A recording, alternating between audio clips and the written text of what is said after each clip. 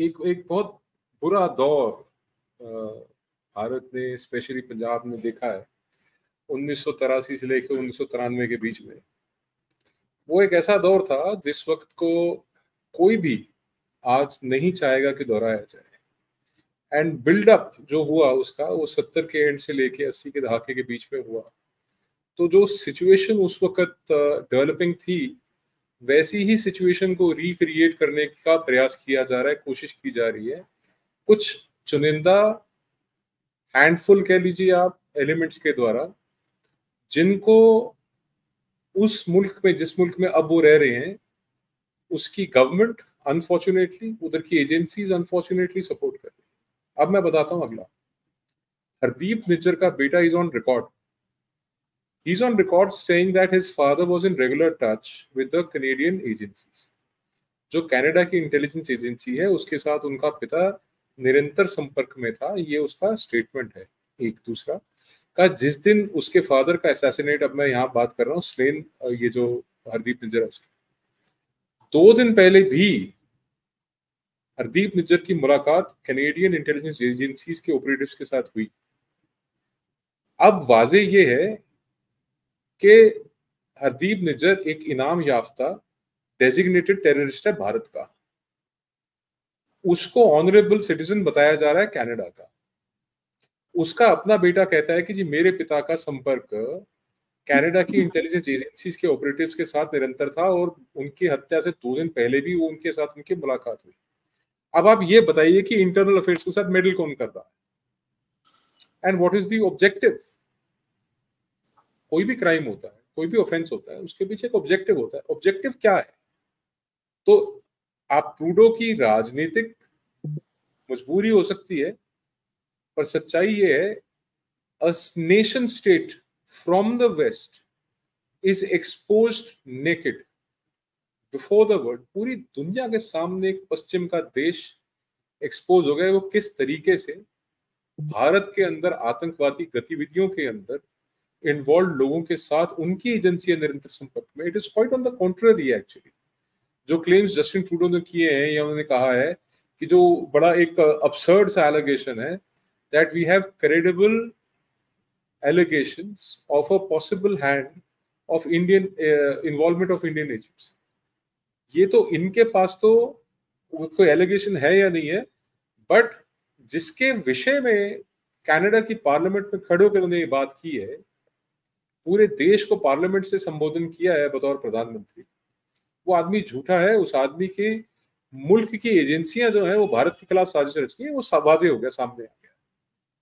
और दूसरी बात, जितनी भी डिप्लोमेसी ग्लोबली होती है ना, that is based on equality and respect and mutual reciprocity. Bharat ने वीजा बंद किया, 3 दिन हो गए। इनकी हिम्मत नहीं है वीजा बंद कर दें। मैं अभी थोड़ी देर पहले आपको कह रहा था ना कि वी हैव डिफीटेड देम, उनका रेत में सिर दे रखा और आप सिर्फ घसीट रहे हैं उनको। कारण है कि वो बंद इसलिए नहीं कर सकते क्योंकि 40% से ज्यादा, ओवर 40%, 40% से ज्यादा जो स्टूडेंट्स बाहर से आते हैं कनाडा में पढ़ने के लिए, जो बहुत वाइटल उनके लिए इनपुट लेके आते हैं, फाइनेंसेस लेके, पैसा लेके आते हैं, वो भारत से आते हैं। फाइनेंशियल मार्केट भारत बहुत बड़ी है कनाडा के लिए। हमारे को फर्क नहीं पड़ता। एल्बनीज ने बोला जस्ट चिल, हम वहां से दाल लेते हैं और हम कुछ ऐसी चीजें उनसे लेते हैं, we can buy it from anywhere else. दालों का भंडार है कनाडा, इसमें अफ्रीका में, ऑस्ट्रेलिया में, हम ले सकते हैं, we don't have a problem. और मैं आपको एक बात वाजे बता दूं संजय जी, दुनिया भी बहुत समझदार है, ये पश्चिमी के देश है, ये बेवकूफ नहीं है, समझदार है। आप अगर अपनी दुकान में गल्ले पे बैठे हैं, और ये बात शायद कोई जो बिजनेस में आदमी इन्वॉल्व है, कोई दुकानदार है, वो बेहतर समझेगा। आप अपनी दुकान में गल्ले पे बैठे हैं, आपका एक दोस्त आपके साथ बैठा है, चिटर चैटर कर रहा है, और वहीं से एक ग्राहक आ जाता है जेब भर के, थैला भर के पैसे लेके कि साहब मैंने सौदा लेना आपसे। तो आप अपने दोस्त को बोलेंगे भैया जस्ट चिल, जरा मुझे काम कर लेने दे, थोड़ी मैं उग्राही कर लूं। So this is precisely what the 5 I nations are doing, this is precisely what the G7 countries are doing. वो बोल रहे हैं कि जस्टिन ट्रूडो, कनाडा जरा तुम चिल आउट करो, हमने भारत के साथ धंधा करना है, We need India as a credible partner, a influential partner, a strong partner in Asia Pacific. We need India in AFPAC area, ये जो पूरा एरिया है इसके अंदर. We need India as a very vital partner for global peace and tranquility. We need India to counter China as a growing power which is challenging the Western hegemony. तो भारत की जरूरत waste को आज ज्यादा है, हमको उनकी कम है, और हम इस चीज को, अपनी ताकत को रियलाइज करते हैं. भारत अपनी ताकत को रियलाइज करता है, और उस रियलाइजेशन के चलते ही ये जो घसीटा जा रहा है, ये इस कारण से इनको घसीटा जा रहा है. So these are the reasons. और ना सिर्फ भारत के इंटरनल अफेयर्स के अंदर ये पश्चिम के देश इंटरफेयर कर रहे हैं, बट मैं वाजे बता दूं आपको, with the help of certain elements in India and Canada and other places in the world, दुनिया के विभिन्न हिस्सों के अंदर कुछ तत्वों के साथ मिलके वो सिखों के इंटरनल अफेयर्स के अंदर भी इंटरफेयर कर रहे हैं. जिस तरीके की बयानबाजियां ये लोग कर रहे हैं, जो उनकी अपीयरेंस है, they look like a Sikh, they are not a Sikh, they are Khalistanis. और मैं आज बताता हूं संजय जी, मैं आज तक बोलता रहा हूं और मैं खुल के बोलता रहा हूं कि अगर तुमको खालिस्तान बनाना है तो रेडक्लिफ लाइन से उधर लाहौर से परे आप कहीं पे भी खालिस्तान बनाओ, हमारे को दिक्कत नहीं है. But I am telling you, आज खुल के बता रहा हूं, and I will repeat. Brampton में भी बना सकते हैं, मैं बता रहा हूं, I will come to that. British Columbia में बनाओ, ब्रैम्पटन में बनाओ, आपको जहां बनाना है झंडा लगाओ, बॉन फायर जलाओ, उसके आसपास नाचो, भंगड़ा पाओ, सानू कोई प्रॉब्लम नहीं. But when you say we will create a Khalistan in India, that is never going to happen. If you say, और इफ एनीबडी सेज कि they will create a Khalistan in Pakistani side of Punjab, it is west Punjab, वो भी नहीं करने देंगे, वो हमारा हम लेंगे. We'll take that back from them, and it is about time. Pakistan will start to lose its territory. लोग कहते हैं ना कि बलूचिस्तान अलग हो जाएगा, सिंध अलग हो जाएगा, पख्तून अलग हो जाएगा, वो पंजाब भी लेंगे, भाई हमारा है. That was a historic blunder.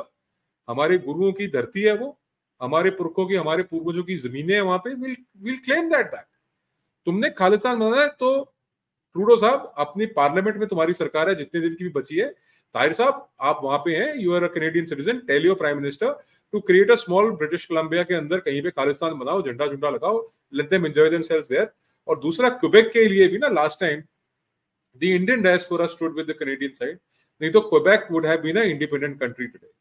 तो इनकी इंटरनल फॉल्ट लाइंस है, इनकी इंटरनल डिस्टर्बेंसेस हैं, इनको उस पर कंसंट्रेट करना चाहिए, बजाय इसके कि ये नौ खालिस्तानी ग्रुप्स को अपनी कंट्री के अंदर पनाह दें. चाहे वो वर्ल्ड सिख ऑर्गेनाइजेशन है, सबसे पहले उसका नाम ले रहा हूं, खालसा एड वाले हैं वो, they are pro Khalistan. Khalistan Tiger Force, Khalistan Commando Force, Babbar Khalsa International, Babbar Khalsa Tiger Force, ये जितनी तमाम इन्होंने इदारों को अपने देश में पाल रखा है, ये वैसा ही है जैसे लश्कर तोयबा, लश्कर जंगवी, इनको पाकिस्तान ने अपने मुल्क में पाल रखा है भारत के खिलाफ. तो मैं बार बार, Canada is turning itself into a failed state. It is turning itself into Pakistan of the West. This is the reality of Canada today under the leadership of Justin Trudeau. आप जितनी जल्दी इन लोगों से अपना पीछा छुड़ा सकते हैं उतनी जल्दी छुड़ाइए. और बहुत से लोग बहुत खुशी मना रहे थे भारत के अंदर कि लीजिए साहब, मोदी को शिकस्त मिल गई, अजीत डोभाल को शिकस्त मिल गई, जयशंकर को शिकस्त मिल गई, और ये अमित शाह को शिकस्त मिल गई. क्यों? क्योंकि अमेरिका ने स्टेटमेंट दे दी, अमेरिका बहादुर ने स्टेटमेंट दे दी कि इसकी इन्वेस्टिगेशन होनी चाहिए. हाँ, होनी चाहिए. अमेरिका क्या बोलेगा? मैं बोल रहा हूं, भारत बोल रहा है इन्वेस्टिगेशन होनी चाहिए. आप भारत की एनआईए को कनाडा की धरती में चल के इन्वेस्टिगेट करने की इजाजत दीजिए कि आपने किस किस भारत के वांटेड टेररिस्ट को, डेजिग्नेटेड टेररिस्ट को, इनाम याफ्ता मुजरिम को, किस किस गैंगस्टर को, किस किस मर्डरर को अपने देश में पनाह दे रखी है, किस आधार पर दे रखी है, क्या उनको आपने अपनी नागरिकता दे दी? आप क्लियर कीजिए कि 2015 में नागरिक बना, 2007 में नागरिक बना. एक व्यक्ति रवि शर्मा से कब हरदीप सिंह निज्जर बन गया, उसको क्लियर कीजिए. और आपके यहाँ पे जो ड्रग कार्टल्स रन हो रहे हैं, आपके यहाँ पे जो मनी लॉन्ड्रिंग कार्टल्स रन हो रहे हैं, आपके यहाँ पे जो इलीगल वेपन का ट्रेड चल रहा है, उसके अंदर जो जो लोग संलिप्त हैं, उनका किस तरीके से भारत के साथ कनेक्शन है, कैसे हवाला से पैसा वहां से यहाँ भेजा जाता है. और एक अपील आखिर में मैं आपके माध्यम से करना चाहूंगा उन माता पिताओं को, उन बच्चों को जो जमीनें बेच बेच के 30-30 लाख, 50-50 लाख पर बच्चा पे करके कैनेडियन एजुकेशन सिस्टम के अंदर जा रहे हैं. और कनाडा के जो बच्चों के लिए, जो कैनेडियन सिटीजन्स के लिए फीस है, उससे 10-10 गुना ज्यादा फीस दे के आप भेज रहे हैं उस मुल्क में जहां पे पॉसिबिलिटी है कि किसी गैंग वॉर में, किसी ड्रग वॉर में आपका बच्चा मारा जाए। जहां हम यहाँ पे अपने बच्चों को प्रोटेक्ट करने की कोशिश कर रहे हैं ड्रग से, एडिक्शन से, वो कनाडा एक ऐसा मुल्क है जहां पे चलो जेंडर कंफ्यूजन तो है ही है उनको, मतलब he, she, them, they, her, it, मेरे को नहीं पता कि वहां पे कितने जेंडर्स हैं। यहाँ पे तो केवल 2 होते हैं भाई, male and female, and other gender का एक कॉलम होता है, वो उसके अंदर अगर वो लोग फिट होना चाहें they are most welcome to fit in that column by the way. But वहां उस मुल्क में लीगली 2 से 2.5 ग्राम तक आप कोई भी नशा जो हिंदुस्तान के अंदर प्रोहिबिटेड है, आप जाके पैसे देके काउंटर से खरीद सकते हैं। वो हालात है उस मुल्क के अंदर। उस मुल्क के अंदर जहां पे फ्रीडम ऑफ एक्सप्रेशन, स्पीच को कर्ब किया जाता है इमरजेंसी लगा के, जहां पे ट्रकर्स को जिसने किसी ने $5, $10, $20, $50 भी कंट्रीब्यूट किया है, उसके अकाउंट सीज कर दिए गए, आर्म ट्विस्ट किया गया। वो मुल्क जहां पे लीगल या जस्टिस डिलीवरी सिस्टम की बात होती है, 40-40 साल से कोई ये साबित नहीं कर पाया है कि वो कनिष्का किसने किया। आपका लीगल, आपका जुडिशियल सिस्टम ऐसा है। आप डेमोक्रेसी की बात करते हैं, आपके लोग बोल नहीं सकते। माता पिता परेशान है कि सेक्सुअली एक्सप्लिसिट कंटेंट छोटे बच्चों को क्यों पढ़ाया जा रहा है।